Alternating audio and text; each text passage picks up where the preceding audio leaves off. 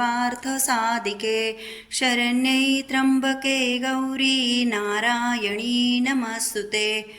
आपल्याला सर्वांनाच कल्पना आहे की आता 1-2 दिवसामध्ये शारदीय नवरात्र सुरू होणार आहे आणि या 9 दिवसामध्ये आपल्यापैकी बऱ्याच भगिनी ज्या आहे नवरात्राचे उपवास करता, मातेची सेवा करता आणि घटस्थापना करता। तर तुम्ही बघू शकता इथे मी किती सुंदर पद्धतीने घटाची स्थापना केलेली आहे।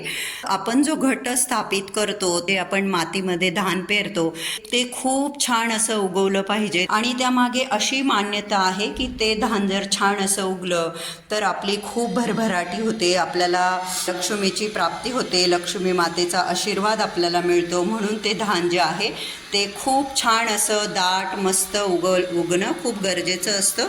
तर ते जर आपण पारंपरिकरित्या व्यवस्थितपणे जर ते धान पेरलं ना तर नक्कीच आपल्यापैकी सर्वांचेच धान जे आहे ते खूप छान प्रकारे उगतील। अनेक भगिनींना तक्रार असते की त्यांचा जो घट आहे तो बघा बुरशी येते किंवा तो कुचतो किंवा जे धान आहे ते व्यवस्थित उगत नाही। तर धान आपलं व्यवस्थित उगावं, आपली भरभराटी व्हावी, आपल्याला जीवनात कुठल्याच अडीअडचणींचा सामना करावा लागू नये, त्यासाठी आपण पारंपरिकरित्या कशी घटाची स्थापना करू शकतो जेणेकरून आपल्या सगळ्या अडीअडचणी दूर होतील आणि माता आपल्यावर प्रसन्न होईल आणि आपल्याला आशीर्वाद देईल।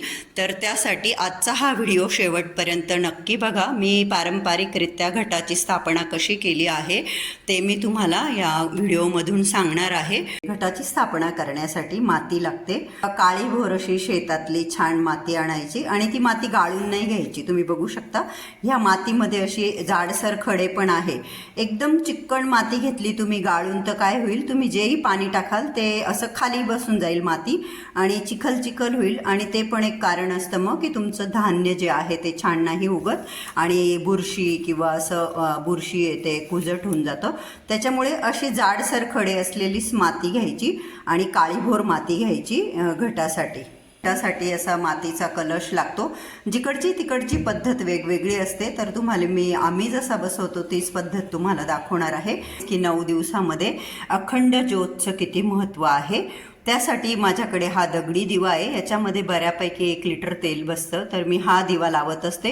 अशी अखंड वात तयार करून घेतली आहे मी, घरच्या घरी वात तयार केली आहे ती, इतकी प्रॉपर नाही झाली, माझ्याकडे छोट्या वाती होत्या त्याच मी जोडून केली आहे आणि मध्ये काडीला अशा पद्धतीने रोल केलं आहे। तर मी ही वात अशी याच्यावरती ठेवून घेणार आहे आणि अशा पद्धतीने हा दिवा लावणार आहे। तर आपल्याला अखंड वात लागते। अनेक लोक घटाची स्थापना टोपलीमध्ये करतात, अशी छोटीशी टोपली, मी दरवर्षी टोपलीमध्येच करत असते। आता ही कॅमेरामध्ये तुमच्या लक्षात येतं आहे की नाही, पण बऱ्यापैकी मोठी टोपली आहे, ही खूपच मोठी आहे, तर तुम्ही टोपलीतही घटाची स्थापना करू शकता।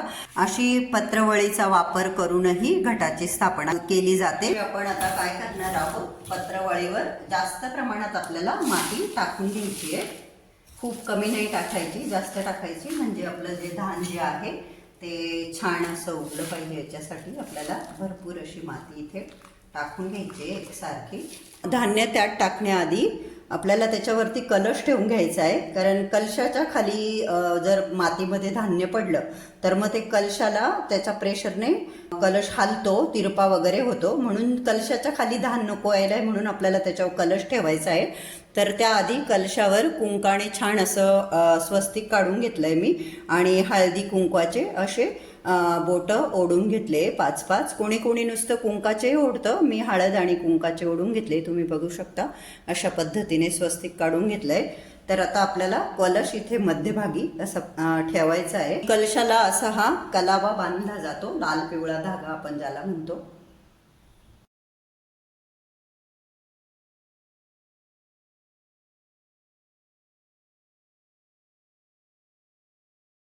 अशा पद्धतीने कलशाला हा धागा बांधून घेतलाय। इथे हे 5 प्रकारचं धान एकत्र करून घेतलंय। याच्यामध्ये गहू आहे, तांदूळ आहे, मठ आहे, मूग आहे, हरभरे आहे।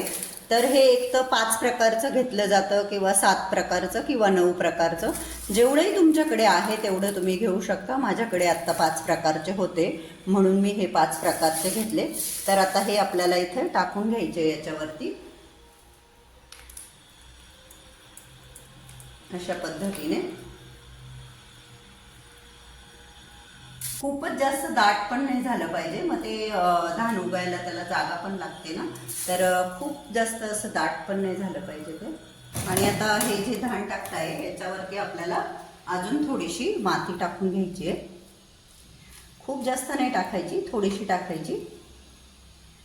आणि हे सगळं करत असताना आपल्याला मातेचं नाव घ्यायचं आहे. मातेचे जे पण मंत्र तुम्हाला येत असतील ते मंत्र तुम्ही म्हणायचे. आणि जर जास्त कुठले मंत्र तुम्हाला येत नसेल तर तुम्ही सर्व मंगल्य मांगल्ये शिवे सर्वार्थ साधिके शरण्ये त्र्यंबके गौरी नारायणी नमस्तुते हा मंत्र तुम्ही म्हणत राहिला तरी सुद्धा चालेल, परंतु मातेचं नाव घेत घेतच आपल्याला हे सगळं करायचं आहे. झाकून द्यायचं आहे धान्याला मातीने. आपल्याला ह्या कलशामध्ये पाणी टाकायचं आहे. आपल्याला कलशामध्ये हळद, कुंकू, अक्षदा टाकायच्या आहे. त्याचबरोबर 1 रुपयाचं नाणं टाकायचं आहे. 1 सुपारी टाकायची आहे. फूल टाकायचं आहे. आता आपल्याला ही जी माती आहे हिच्यावरती असं थोडं थोडं पाणी टाकून घ्यायचं आहे. कोणी कोणी काय करतं, नारळ उचलून रोज कलशामध्ये पाणी टाकतं, तर जास्त पाण्यामुळे पण घट जो आहे तो खराब होतो किंवा घटातून वास यायला लागतो. तर मी तरी घटाचं नारळ उचलून घटामध्ये पाणी नाही टाकत. रोज असं थोडंसं पाणी घेऊन मी असं मातीवर शिपडून देते. तर असं आपल्याला मातीवर पाणी टाकून घ्यायचं आहे. ज्या ठिकाणी आपल्याला देवीची स्थापना करायची आहे ते ठिकाण आपल्याला छान असं स्वच्छ करून घ्यायचं आहे, कारण देवीला स्वच्छता खूप प्रिय आहे. लाल रंगाच्या कपड्यावर आपल्याला स्थापना करायची आहे. ज्या ठिकाणी दिवा ठेवायचा आहे तिथे आपल्याला स्वस्तिक काढून घ्यायचं आहे. तुम्ही अष्टदल कमल पण काढू शकता किंवा तुम्ही स्वस्तिकही काढू शकता. अशा पद्धतीने मी तांदळाचं स्वस्तिक काढून घेतलंय आणि स्वस्तिकवर आपल्याला हळद, कुंकू, अक्षदा वाहून घ्यायची आहे. दिव्याचं कधी कधी तेल पाझरतं, म्हणून मग मी दिव्याखाली अशी प्लेट ठेवून घेत असते. तर अशा पद्धतीने मी इथे दिवा ठेवून घेतला. आपल्याला दिव्याची पूजा करून घ्यायची आहे. दिवा आपल्याला प्रज्वलित करून घ्यायचा आहे. दिव्याला हळद, कुंकू, अक्षदा व्हायच्या. त्याचबरोबर आपल्याला दिव्याला फूल देखील व्हायचं आहे आणि दिव्याला नमस्कार करून घ्यायचा आहे. सर्वप्रथम जोड पानावर गणपती बाप्पाची स्थापना करून घ्यायची आहे. गणपती बाप्पालाही आपल्याला हळद, कुंकू आणि अक्षदा वाहून घ्यायच्या आहे. त्याचबरोबर गणपती बाप्पाला फूल देखील अर्पण करायचं आहे. माझ्याकडे दुर्गा मातेचा हा फोटो आहे, तो फोटो मी इथे ठेवते. तुमच्याकडे जोही फोटो असेल, मातेचा मूर्ती असेल, तुम्ही ती ठेवू शकता. मातेच्या फोटोलाही आपल्याला हळद, कुंकू, अक्षदा वाहून घ्यायच्या आहे मातेला. त्याचबरोबर फुलही अर्पण करायचं आहे. मातेच्या फोटोला आपल्याला हार घालून घ्यायचा आहे. तांदळाच्या राशीवर मी हा कलश ठेवून घेणार आहे. या कलशामध्येही मी पाणी टाकणार आहे. हे मला याची आवड आहे म्हणून मी करते. ज्याची त्याची पद्धत असते, ही माझी पद्धत आहे. कलशामध्ये हळद, कुंकू, अक्षदा, सुपारी, 1 रुपयाचं नाणं, फुलही टाकलं. हे माझ्याकडे मातेचा मुखवटा आहे आणि हा नारळ आहे. तर मी ह्या नारळाला मातेचा हा मुखवटा अशा पद्धतीने लावून घेते. नारळाची शेंडीवरती केली, ह्या कलशावर ठेवलं. इथे हे वस्त्र आहे ते मी घालून घेणार आहे देवी मातेला. ते माझ्याकडे मणिमंगळसूत्र आहे देवी मातेला घालण्यासाठी, ते मी घालून घेते. घालून घेतली, देवीला गजरा वगैरे लावून घेतला आणि आता आपण देवीला छान अशी चुनरी ओढून द्यायची. देवीचं रूप जे आहे ते अजून सुंदर असं खुलून दिसेल. देवीच्या फोटोलाही आपण अशी वेणी लावू. चुनरी वगैरे ओढल्यानंतर किती सुंदर दिसतं मातेचं रूप. याही फोटोला मी वेणी आणि हार वगैरे असं लावला, चुनरी लावली. आणि इथे आता आपण हा कलशाची स्थापना करायची आहे. कलशामध्ये आपल्याला नागलीची पानं लावून घ्यायची आहे. तुम्ही नागलीच्या पानांच्या ठिकाणी आंब्याच्या पानांचा देखील उपयोग करू शकता. इथे मी नागलीची पानं ठेवते कलशामध्ये. 5 पानं आपल्याला कलशामध्ये ठेवून घ्यायची आहे. हा जो नारळ आपण ठेवणार आहोत कलशावर, त्याला देखील कलावा बांधून घ्यायचा आहे. हळद कुंकू लावून घ्यायचं आहे आणि नारळ आपल्याला इथे ठेवायचं आहे. माझ्याकडे इथे गजरा आहे, इथेही आपण फूल वाहून घ्यायचं आहे कलशाला. इथे आपण ही देवीची स्थापना केली, या देवीलाही आपण पुष्प अर्पण करून घ्यायचंय. गणपती बाप्पाच्या मूर्तीला आपल्याला नैवेद्य दाखवायचा आहे. इथे गुळ खोबऱ्याचा नैवेद्य मी दाखवते.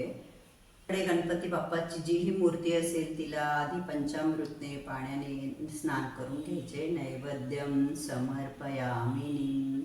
आपल्या इकडे देवीची ओटी मिळते, परंतु हैदराबादमध्ये मला ते थोडं नाही मिळालं, मी शोधलं.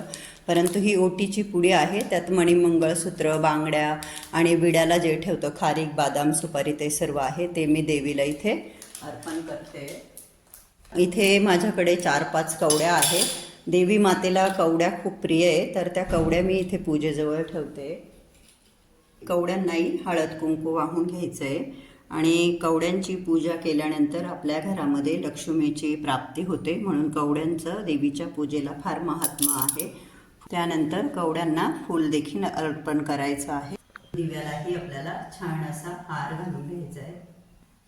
पहिल्या दिवशी घटाला नागलीच्या पानांची माळ घातली जाते, तर अशा नागलीच्या पानांची मी ही माळ केलेली आहे देवीसाठी. 9 दिवस 9 वेगवेगळ्या माळे लावल्या जातात. जोड पानावर विडा ठेवते. अक्रोड, हळकुंड, खारीक, बादाम, सुपारी असा विडा मी ठेवते देवीजवळ. आणि आपण जिथे कुठे देवीची स्थापना केलेली असेल तिथे छान अशी फुलांनी सजावट करायची आहे. जेवढी आपण जास्त सजावट करू तेवढं आपल्याला प्रसन्न वाटतं, छान वाटतं. आणि हो, इथे मी एक गोष्ट सांगू इच्छिते. इथे मी दुसरा कलश ठेवून देवीचं जे रूप दिलं आहे नारळाला, ते मला आवडतं म्हणून मी केलं आहे. तुमच्याकडे जशी पद्धत असेल तशी तुम्ही करू शकता. बाकी सर्व जे आहे ते पारंपरिक पद्धतीने जशी घटाची स्थापना करतात तशीच मी केलेली आहे. फक्त ते नारळाला देवीचं रूप देतं. ते मी माझ्या सासूबाईंचं बघितलं आहे आणि म्हणून मी करते आणि मला ते खूप आवडतं. खूप छान दिसतं ते. आणि अशा पद्धतीने मी धूप, दीप सगळं लावून घेतलं. ॲक्च्युली बराच मोठा व्हिडिओ होऊन जातो, त्याच्यामुळे बऱ्याचशा गोष्टी एकदम डिटेलमध्ये नाही दाखवल्या. जसं की पंचाआरती लावली आणि मग आपल्याला सर्वप्रथम गणपती बाप्पाची आरती करून घ्यायची आहे, नंतर देवी मातेची आरती करायची आहे, देवीची प्रार्थना करायची आहे. तर हे बघा, अशा पद्धतीने मी जुगाड करून नागलीच्या पानांची माळ जी आहे ती लावली आहे. पहिल्या दिवशी नागलीच्या पानांचं महत्त्व असतं. तर कसं वाटला माझा हा व्हिडिओ? आवडला असेल तर प्लीज माझ्या व्हिडिओला लाईक करा आणि चॅनलला अजून सबस्क्राईब केलं नसेल तर प्लीज सबस्क्राईब करा.